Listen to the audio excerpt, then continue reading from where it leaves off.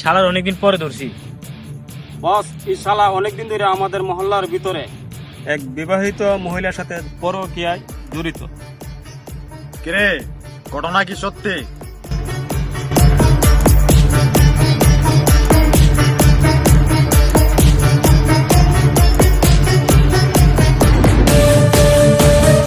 বস, এবারের মতো আমার মাফ করে দেন। আমার এলাকার ভিতরে যারা পরকীয়ায় জড়িত থাকে তাদের মতো লোকের কোনো স্থান নেই। তাদের স্থান একমাত্র কবরে।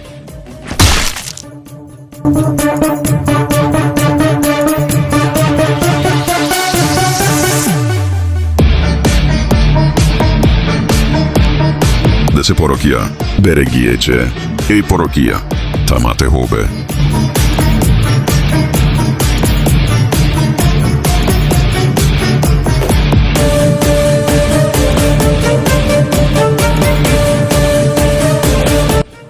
আমার এলাকায় দেখে তুমি পরকীয়া করবা, তুমি কি ভাবছো তোমার আমি সাইরা দিমু?